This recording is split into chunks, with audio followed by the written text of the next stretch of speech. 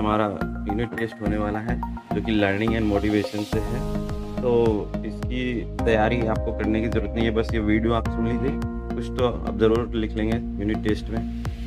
और मैंने कल का क्लास लगाया भी था, तो सर ने जो बताया था वो मुझे पता है क्या क्या आने वाला है, मैंने उसी के हिसाब से ये PDF बनाया है। तो सबसे पहले जो हमारा कॉन्सेप्ट ऑफ मोटिवेशन ये 100% आने वाला है।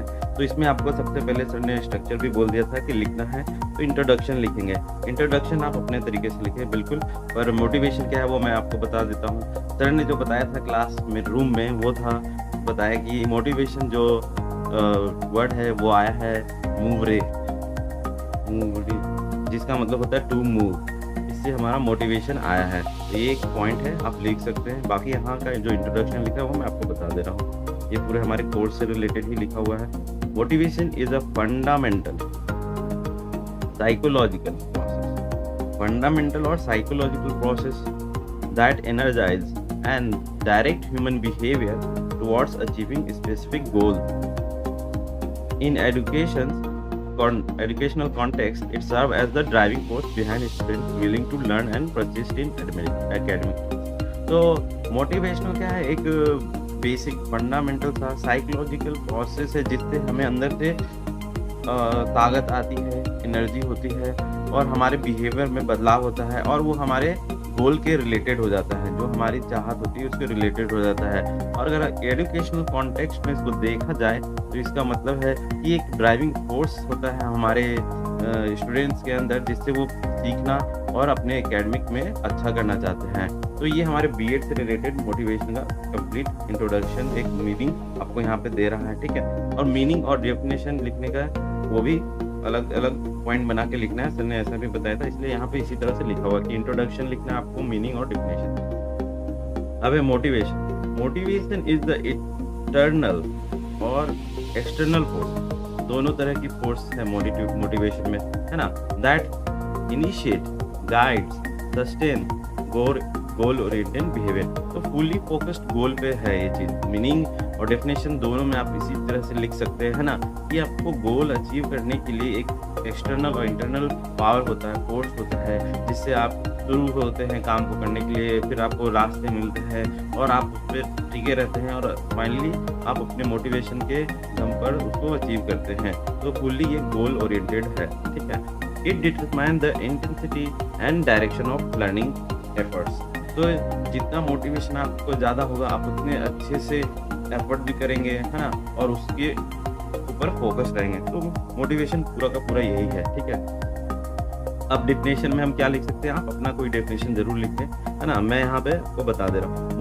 Motivation is the process that initiate, same thing है यहाँ पे, guides and maintains goal oriented और गोल डायरेक्टेड बिहेवियर्स। तो मोटिवेशन मतलब आप बिहेवियर लिख दीजिए और वो किस पे होगा, फुल्ली फोकस्ड ऑन गोल, है ना, जो आप चाहते हैं, ठीक है। अब इम्पोर्टेंट पॉइंट्स देख लेते हैं, आपको पेपर भरने में मदद करेगा ये, ठीक है। क्या है, motivation energise behaviour and create readiness to learn. तो आप जब पहले से कुछ गोल अपने मन में सोच लेते हैं, है ना, वो गोल के लिए आपको प्रिपेयर करना होता है। तो आपके अंदर जब मोटिवेशन होगा, आपको जब कोई सोर्स मोटिवेट कर रहा है, तो आप अंदर से क्या रखेंगे, पहले से आप उसके अनुरूप और अपने आप को तैयार रखेंगे, है ना, कि हाँ मुझे ये सीखना है क्योंकि मुझे वो अचीव करना है। तो ये मोटिवेशन आपके अंदर काम कर रहा होता है। It determines the intensity, direction and persistence of learning effort. अब कितने ज़्यादा मेहनत कर रहे हैं और किस डायरेक्शन में कर रहे हैं और क्यों उस पर टिके हुए हैं, ये सारा कुछ आपका मोटिवेशन से ही होता है, ठीक है। Act as a bridge between ability and actual performance. तो आपका जो एबिलिटी है उसको इनहेंस कर सकता है, आपका मोटिवेशन और आपका परफॉर्मेंस, है ना, के बीच के गैप को ये भर सकता है। आपका जो एक्चुअल परफॉर्मेंस है उसको भी गेन करता है और जो आपका रिक्वायर्ड परफॉर्मेंस होने चाहिए वो भी आपको मिलता है, ठीक है। कैन बी इंटरनल और एक्सटर्नल, सिंपल है ये। Directly affect the quantum and quality of learning outcomes. Quantum, है ना, क्वांटम यहाँ पे क्या हम बोल सकते हैं डायरेक्टली आपको क्वांटम, क्वांटम बहुत माइक्रो लेवल की बात हो जाती है ना? तो आपका छोटा से छोटा चीज़ में क्या होगा, सब कुछ आपका बदलाव आएगा, है ना? और आपका लर्निंग आउटकम बहुत ही अच्छा होगा। Essentially for maintaining sustain effort during different तो कोई टास्क जब डिफ़िकल्ट होता है, तो आपको उस पे क्या रहना है कि काफ़ी समय देना पड़ता है। तो उसके लिए भी मोटिवेशन ही आपको मदद करता है। Influences student engagement, retention and academic success. तो जब कोई अगर टीचर मोटिवेशन का प्रोसेस यूज़ करके स्टूडेंट को एंगेज करता है, तो बच्चे ज़्यादा देर तक सीखना चाहते हैं, है ना? और अच्छा रिज़ल्ट देते हैं। Teachers play a crucial role in developing and maintaining motivation. तो टीचर का रोल हमेशा ही क्रूशियल रहता है लर्निंग एंड टीचिंग में, ठीक है? अब है इम्पोर्टेंस इन एजुकेशन। मोटिवेशन का क्या इम्पोर्टेंस है हमारे एजुकेशन में? Enhances student engagement and active participation in learning. तो लो स्टूडेंट्स का जो एंगेजमेंट है उसको ये इंक्रेज करता है और पार्टिसिपेशन बढ़ता है, और पार्टिसिपेशन भी ऐसा होता है जिसमें सभी एक्टिव होते हैं और सब कुछ सीखने का ट्राई करते हैं। दूसरा क्या है? Increase retention and understanding concept. बिल्कुल सेम थिंग है, रिटेंशन पहले भी हम पढ़े थे, है ना? Promote self directed learning and autonomy. खुद के अंदर चाहत होती है कि हाँ हम ऐसे करेंगे तो जल्दी सीख जाएंगे, है ना? तो ये काफ़ी अच्छा मोटिवेशन होता है जिसके वजह से हम एजुकेशन को अच्छे से ग्रैब कर सकते हैं, उसमें एक्सेल कर सकते हैं। Reduce drop out rates and improve completion, है ना? तो लोग मोटिवेशन की वजह से ही कुछ चीज़ कंप्लीट कर सकते हैं, वरना अधिकतर ऐसा होता है कि लोग थक जाते हैं। जैसे मैंने भी पहले यूट्यूब चैनल कई बार बनाया है और मैं कई बार फिर उसको डिलीट भी कर दिया हूँ, जबकि वो थोड़ा बहुत मैं अच्छा कर रहा था, उसमें फुली उसको टाइम दे रहा था। अभी तो मैं इसको फुली टाइम नहीं दे रहा हूँ, पर फिर भी हाँ, ये एक मुझे अच्छा मोटिवेशन मिल रहा है क्योंकि इसमें इनकम अच्छी हो सकती है। तो अब मुझे ज़रूरत समझ आई है, तो मैं अब मोटिवेट हूँ, तो मैं कोशिश कर रहा हूँ फिर से, ठीक है? तो आप भी इसको मोटिवेशन ही ले सकते हैं। Develop positive attitude towards learning. Learning के प्रति हमारा पॉजिटिव एटीट्यूड होता है। हो सके हमें लगेगा कि नहीं यार हम बोर हो रहे हैं, थक रहे हैं, बट स्टिल अगर हमारे पास सामने हमारा गोल दिखता रहेगा, हम मोटिवेटेड रहेंगे, तो हमारा लर्निंग के टुवर्ड्स एक्टिव पार्टिसिपेशन होगा। Encourages student to overcome learning challenges. Student को ये इनकरेज करता है कि जो प्रॉब्लम्स है लर्निंग में उसको सही करके वो सीखना कंटिन्यू करें, ठीक है? Creates a conducive learning environment, है ना? ऐसा एनवायरनमेंट देता है मोटिवेशन जिसमें आप अपने आस-पास सभी कुछ ऐसा अरेंज करते हैं कि आपको लर्निंग में ईज़ी होती है। Facilitates achievement of educational objectives. और जितना भी ऑब्जेक्टिव है एजुकेशन का वो सारा आप अचीव कर पाते हैं। अब फाइनली आप कंक्लूजन लिखेंगे, तो इस तरह से सर ने बोला था, बिल्कुल उसी पैटर्न में मैंने आपको सब कुछ लिखने का बताया। आप अपने तरीके से लिखें और मेरे बातों को सिर्फ समझें कि कॉन्सेप्ट ऑफ मोटिवेशन क्या है ना? आप इंपॉर्टेंट पॉइंट्स को इलेबोरेट करके बड़ा करके लिख सकते हैं, है ना? इंपॉर्टेंस से भी यूज करके, की पॉइंट से यूज करके, मीनिंग, डिफिनेशन, इंट्रोडक्शन, और फाइनली आपको कंक्लूजन लिखना है। Motivation is the cornerstone of effective learning. तो अगर इफेक्टिव लर्निंग है तो मोटिवेशन वहाँ चाहिए ही चाहिए। Without proper motivation even the most capable student may fail to achieve their potential. अगर कभी-कभी अच्छे बच्चे भी होते हैं, अगर वो मोटिवेट नहीं रहे, मोटिवेट होने से क्या होता है, वो एक डायरेक्शन में हो जाते हैं, सस्टेन करते हैं, सब कुछ हैंडल करते हैं, क्योंकि वो मोटिवेट होते हैं अपने गोल को लेकर, तो उनका पोटेंशियल बिल्कुल रंग लाता है। Teacher must understand and apply motivational principle to create an environment that foster learning, engagement and academic excellence. तो ये आपका कंक्लूजन हो गया। आप इसी से रिलेटेड कुछ भी लिख सकते हैं, ठीक है? अब हम चलते हैं थ्योरीज ऑफ मोटिवेशन देखेंगे। सर ने बोला था इससे अगर प्रश्न आएंगे तो सिर्फ आपको नाम लिखने होंगे, और यहाँ में मैंने उस सारा नाम के साथ साथ कुछ इम्पोर्टेंट की पॉइंट्स लिख दिए हैं, तो आप इनको भी रिमेंबर करके आसानी से एग्जाम में लिख सकते हैं, ठीक है? ये पूरा का पूरा मैंने बस सर ने जैसे कहा वैसे ही तैयार किया है, और हर एक चीज़ समझाने के लिए मुझे थोड़ा टाइम लगता है, इसलिए वीडियो लंबा हो सकता है, लेकिन आपको पूरा देखना चाहिए क्योंकि आप मोटिवेट होकर सीखेंगे। मैं बिल्कुल वैसे ही सिखाता हूँ, ठीक है? अब है थ्योरी ऑफ मोटिवेशन का अगर क्वेश्चन आ गया तो हम कैसे लिखेंगे?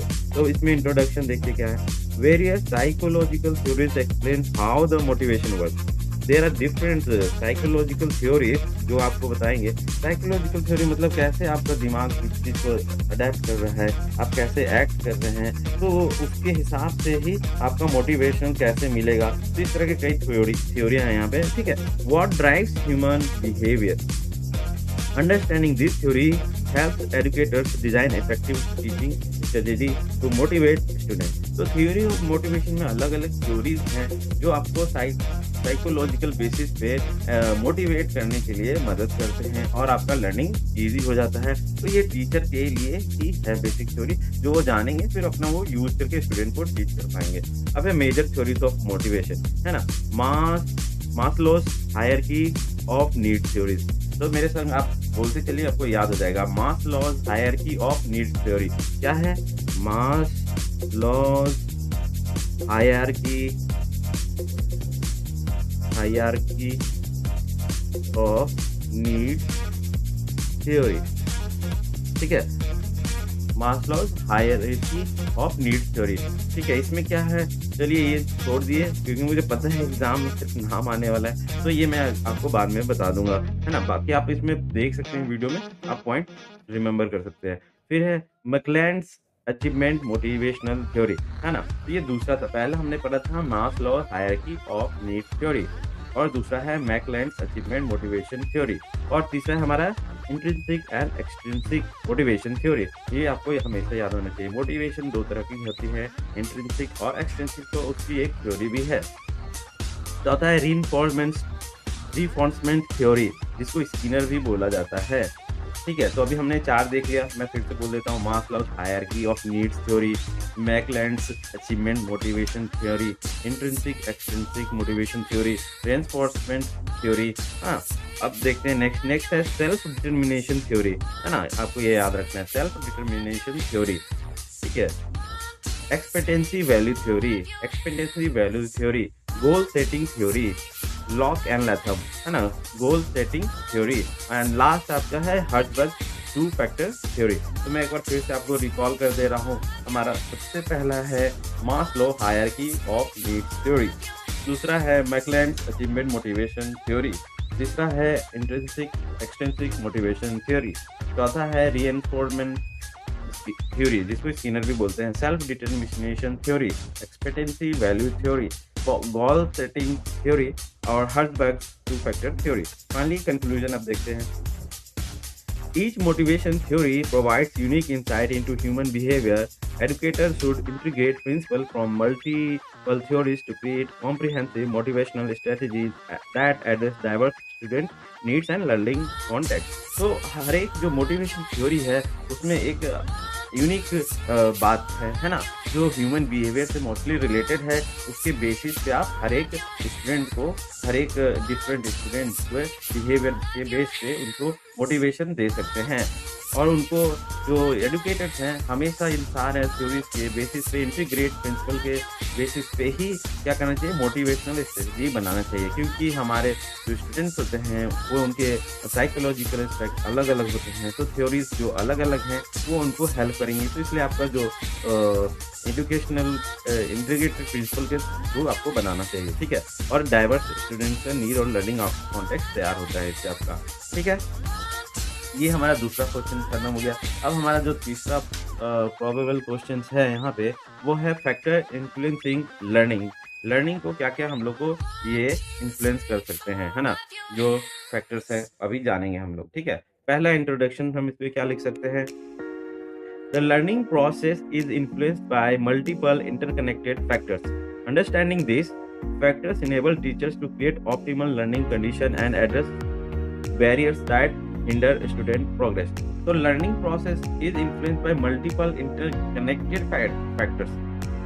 जब बात आएगी कि फैक्टर्स वो क्या हैं जो आपको लर्निंग पे प्रभाव डालते हैं, तो आपको ध्यान रखना है कि बहुत सारे कनेक्टेड फैक्टर्स होंगे, है ना, जो आपको लर्निंग पर प्रोसेस को अफेक्ट करते हैं, तो उनको समझेंगे हम, ठीक है?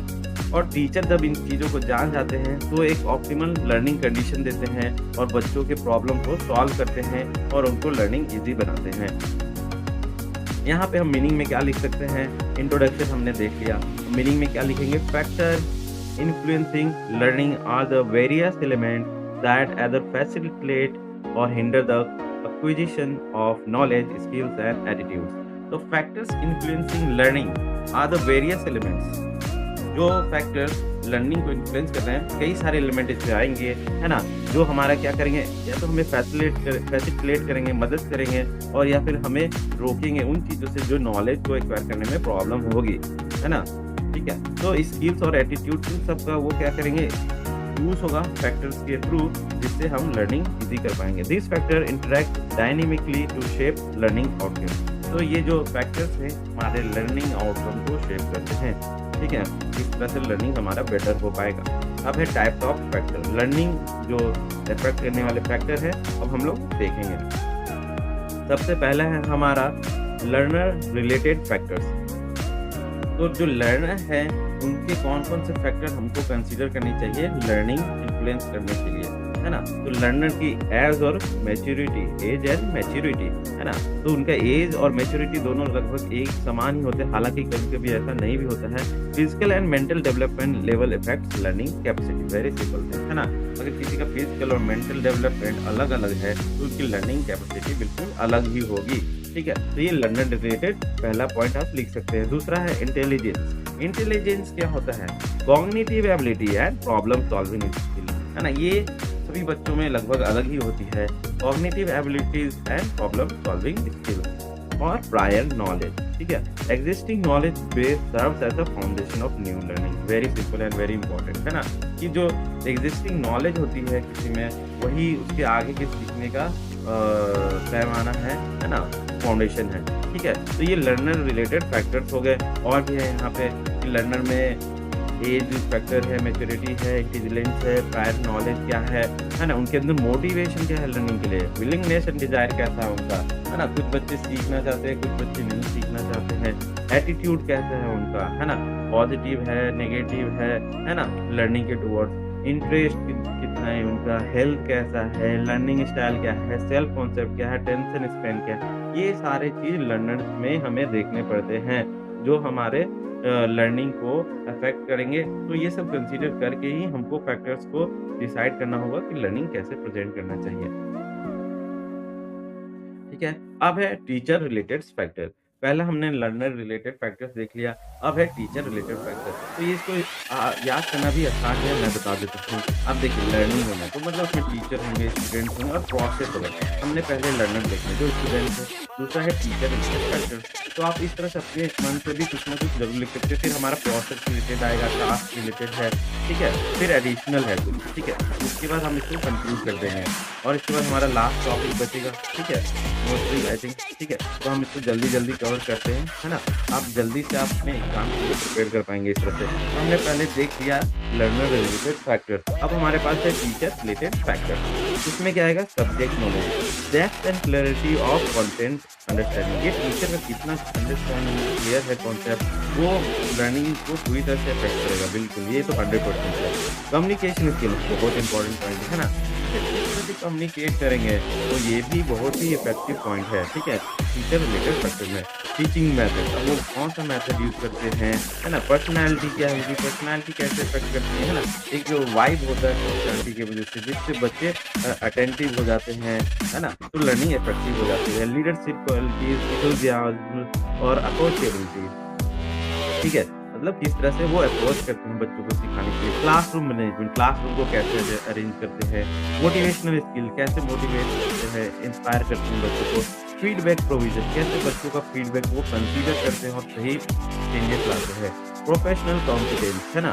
तो उनकी जो प्रोफेशनल नॉलेज है, कैसे वो उसको अपने टीचिंग में दिखा पाते हैं, है ना? टीचर स्टूडेंट रिलेशनशिप, तो ये सारे टीचर रिलेटेड फैक्टर्स में आप देख सकते हैं, है ना? इनको आप इनलार्ज करें, इलैबोरेट करें और अपना पेपर भर सकते हैं। अब है process related factors. Process related factors में क्या आएगा?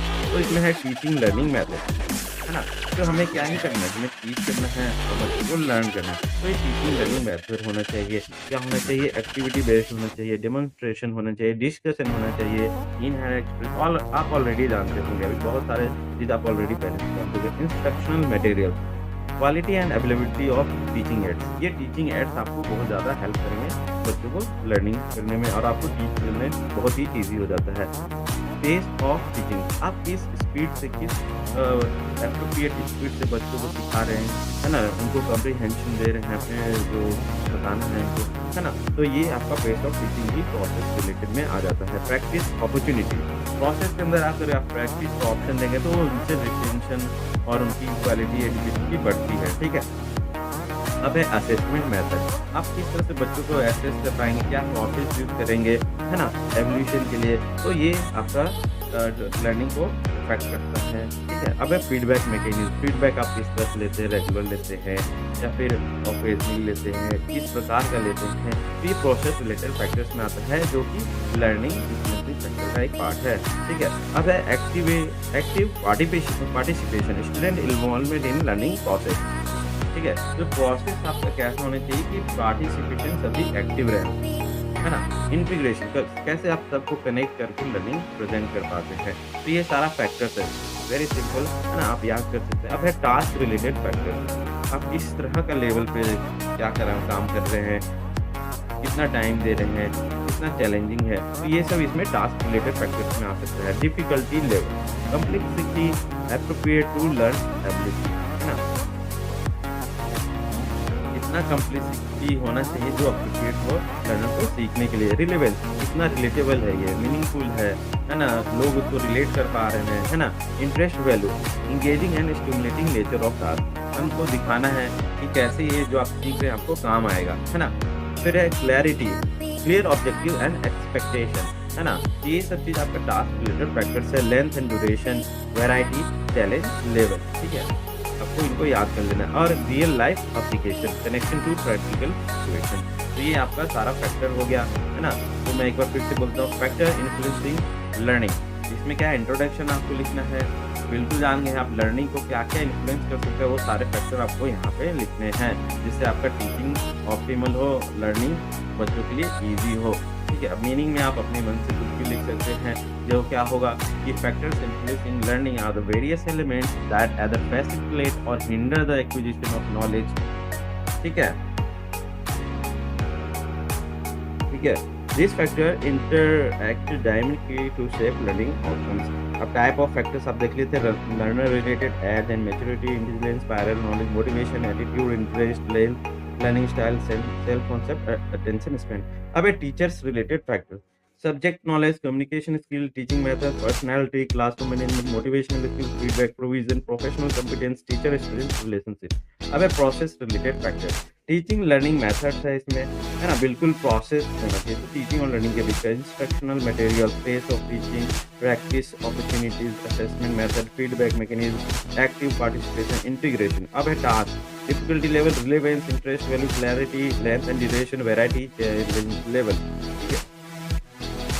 अब एडिशनल फैक्टर क्या है, physical environment, classroom infrastructure, lighting, ventilation, है ना? सोशल एनवायरनमेंट, पीर रिलेशन, आस-पास में लर्नर कैसे बिहेव करते हैं, टीचर कैसे मिलकर कोलैबोरेट करते हैं, collaborative opportunities, institutional factor, school policy, resources, support system, home environment, family support, socio economic condition. ये सारा चीज़ लर्निंग को इफेक्ट करता है, आप ध्यान रखिए, ठीक है? अब कंक्लूजन में हम क्या लिख सकते हैं, बोल सकते हैं लर्निंग क्या है, कॉम्प्लेक्स प्रोसेस है, influence by the multiple interconnected factors. ये डालना ही डालना है आपको, ये भी लिखना ही लिखना है। Effective teaching requires understanding and optimising this factors to create conductive learning, ठीक है? Condition, teacher must address learner characteristics, employ appropriate methods, design suitable task and create positive learning environment to maximise student. Conclusion पूरा conclusion ही है यहाँ पे, बिल्कुल सही। आप इसी को रट लीजिए, इसको बढ़ा सकते लिख सकते हैं, ठीक है? So learning is a complex process influenced by multiple interconnected factors. Effective teaching requires understanding and optimizing these factors to create conducive learning conditions. Teacher must adjust learner characteristics, employ appropriate methods, and design suitable tasks and create positive learning environment to maximize student achievement. अब है transfer of learning, है ना? कैसे learning transfer होगी, है ना? तो इसके इंट्रोडक्शन में हम लोग क्या लिखेंगे, ठीक है?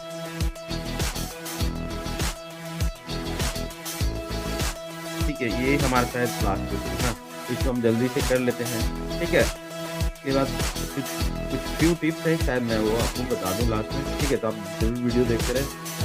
अब है transfer of learning. Transfer of learning is a crucial educational concept that examine how knowledge and skills acquired in one context can be applied to different situation. इतनी बड़ी बात है ना?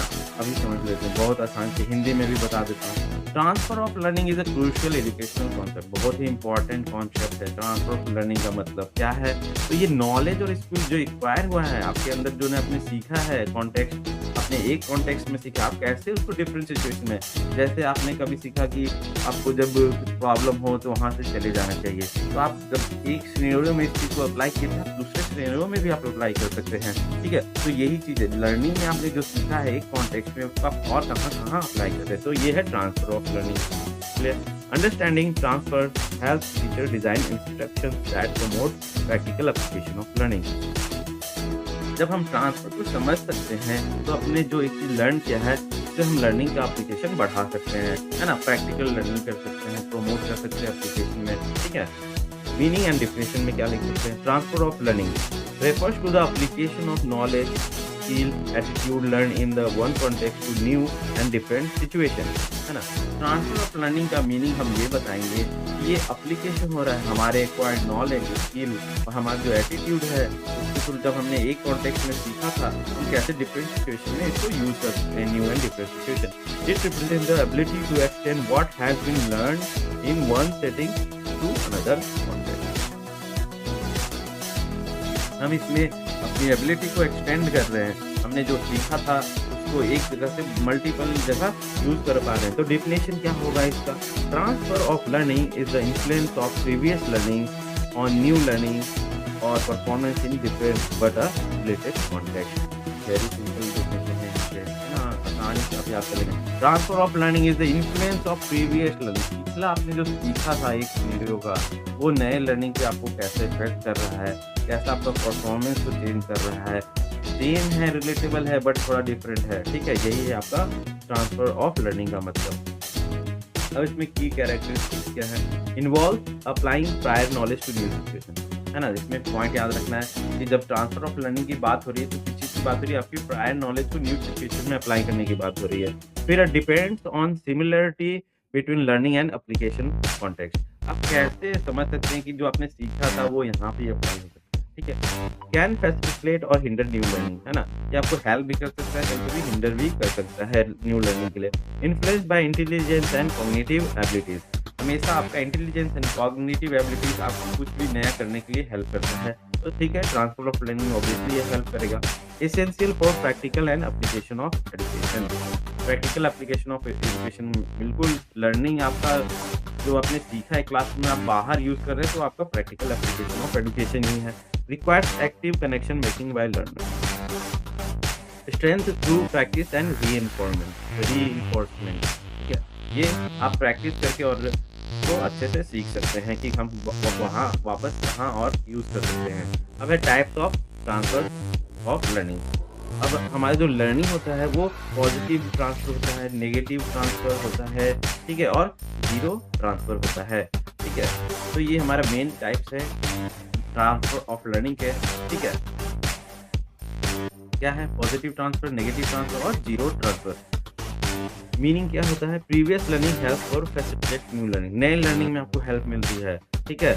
Knowledge of Hindi help in learning Sanskrit and English, maybe also with help of some apps you can learn English by using Hindi, prior knowledge of Hindi, ठीक है? Typing skills helps in learning computer keyboard operations, ठीक है? enhance performance and faster acquisition, ठीक है? तो ये positive transfer है कि आप जो पहले सीखे थे आपको नया लर्निंग में मदद मिला और आपका परफॉर्मेंस और फास्टर एक्विजिशन आपने कर लिया, ठीक है? नेगेटिव है प्रीवियस लर्निंग हिंडर और interferes with new learning, previous learning की वजह से आप अपना ग्रोथ नहीं कर पा रहे हैं लर्निंग में, है ना? जैसे left hand driving habits interfere with right hand driving, simple example है ना? इसमें क्या आपका नेगेटिव ट्रांसफर की वजह से क्या हो सकता है? Confusion, error, slower learning of new skill, ठीक है? तो आपका जो ट्रांसफर ऑफ लर्निंग अगर नेगेटिव ट्रांसफर में हो रहा है तो आपका लर्निंग गलत तरीके से इफेक्ट हो सकता है, ठीक है? अब है zero transfer, previous learning has no effect on new learning, simple है, ठीक है? तो ये सब आपको याद रखना है। एडिशनल टाइप यहाँ पे कुछ बताए हुए, near transfer, far transfer, vertical transfer, lateral transfer. Near transfer क्या है? Application to similar context with many overlapping elements, है ना? बिल्कुल क्लोजली चीज़ों का आप वहाँ पे अपना लर्निंग को ट्रांसफर कर पा रहे हैं। Far transfer, application to very different context through abstraction, आप अपने थॉट के आइडिया के बेसिस पे अपने एक न्यू लर्निंग को दूसरे तरह के बिल्कुल लर्निंग से अटैच कर पा रहे हैं, स्किल से जोड़ पा रहे हैं, ठीक है? Vertical transfer, lower level learning facilitate higher level learning, simple है, सेम सब्जेक्ट का। Lateral, application to same level across different context, very simple one, ठीक है? अब application from classroom to real life. अब जो ट्रांसफर ऑफ लर्निंग का हम कैसे क्लासरूम से रियल लाइफ में लाएँगे, ठीक है? इसके लिए स्ट्रेटेजीज़ फॉर प्रमोटिंग ट्रांसफर क्या होना चाहिए, है ना? इसको क्या इफ़ेक्ट करेगा? यूज़ रियल वर्ल्ड एग्ज़ाम्पल, जब हम क्लासरूम में रियल वर्ल्ड एग्ज़ाम्पल यूज़ करेंगे, तो बच्चे जो थ्योरी से सीखेंगे, जो लर्निंग से सीखेंगे क्लासरूम में, वो बाहर रियल लाइफ में अप्लाई कर सकते हैं, ठीक है? प्रैक्टिस इन वेरियस कॉन्टेक्स्ट, अगर हम क्लासरूम में ही एक कॉन्टेक्स्ट का मल्टीपल एस्पेक्ट दिखा पाएँगे यूज़ करने का, तो बच्चे इससे सिंपली अंडरस्टैंड कर लेंगे कि हाँ, इनका ट्रांसफर लर्निंग का हम वेरियस एस्पेक्ट में कर सकते हैं। हाइलाइट सिमिलरिटीज़ एंड प्रिंसिपल, हमें दिखाना पड़ेगा कि कैसे जो अलग-अलग दिख रहे हैं उनमें कुछ सिमिलरिटीज़ है टॉपिक में, है ना? प्रिंसिपल कैसे सेम वर्क कर रहा है दोनों में। Encourage reflection, provide authentic task, उनको टास्क देंगे जिससे वो जुड़ पाएँगे अपने लर्निंग को डिफरेंट कॉन्टेक्स्ट में। टीच फॉर अंडरस्टैंडिंग, है ना? उनको समझाने के लिए हम पढ़ाएँगे, ठीक है? अब यहाँ पे कुछ-कुछ क्लासरूम का कॉन्सेप्ट है, क्लासरूम का लर्निंग है जिसको हम रियल लाइफ एप्लीकेशन में देख सकते हैं। ये एग्जांपल आप देंगे तो आपको बिल्कुल मार्क्स मिलेगा, ठीक है? मैथमेटिकल ऑपरेशन का यूज़ हम कहाँ कर सकते हैं? शॉपिंग में, फाइनेंस में, है ना? बजट में। Scientific principle, cooking, gardening, health decision. Language का communication, writing, reading. Social study, understanding current affairs, citizenship. Problem solving, career challenge, daily decision making, teamwork in project, workplace in collaboration, family cooperation, time management, personal scheduling, work-life balance, critical thinking, evaluating information, making informed choices. तो ये सारा आपको याद रखना है। अब factors affecting transfer, क्या-क्या चीज़ आपके ट्रांसफर को इफेक्ट करती है ना? तो हम इनको एक बार देख लेते हैं। Degree of similarity between learning and application context, simple है। Quality of original learning, depth of understanding, सही है। Intelligence and cognitive abilities of learning, सही है। Teaching method that emphasize transfer, सही है। प्रैक्टिस एंड रिइंफोर्समेंट अपॉर्चुनिटी, सही है, ठीक है। Motivation to apply learning in new context, सही है। अवेयरनेस ऑफ ट्रांसफर प्रोसेस, सही है। ये सारा चीज़ आपको याद कर लेना है, ठीक है। अब इसमें कंक्लूजन में क्या लिखे? कंक्लूजन बेसिकली आपका जितना आपने पढ़ा था वो सारा चीज़ मिला के है, ठीक है। Transfer of learning is the ultimate goal of education. हमारा गोल ऑफ एजुकेशन हमेशा यही रहता है कि हम उसको कहाँ वेरियस कॉन्टेक्स्ट में अप्लाई करें। इसलिए transfer of learning is the ultimate goal of education, enabling student to apply what they learn in school to real world situation. Simple. Teachers should consciously design instruction that promotes positive transfer by emphasizing understanding, providing varied practice and making explicit connection between classroom learning and practical life, ठीक है। Teacher को भी ऐसे ही promote करना चाहिए जिससे उनमें क्या हो, पॉजिटिव ट्रांसफर हो और बच्चे क्या करें, उसका वेरियस एस्पेक्ट में यूज कर सकें, ठीक है। Positive transfer maximize educational value while awareness of negative transfer help prevent learning interference, ठीक है। अब आप कैसे लिखें? एग्जाम राइटिंग टिप्स जल्दी बता देता हूँ मैं। स्ट्रक्चर कैसे करें? क्लियर विद डिफिनेशन, डिफिनेशन से स्टार्ट कर देंगे, थोड़ा इंट्रोडक्शन लिख देंगे, बुलेट पॉइंट्स, की पॉइंट्स लिखेंगे, रिलेवेंट एग्जांपल देंगे, है ना, फिर कंक्लूजन देंगे, ठीक है। ठीक है बच्चों, फिर आप तैयारी कीजिए सब मेरे दोस्तों। Thank you.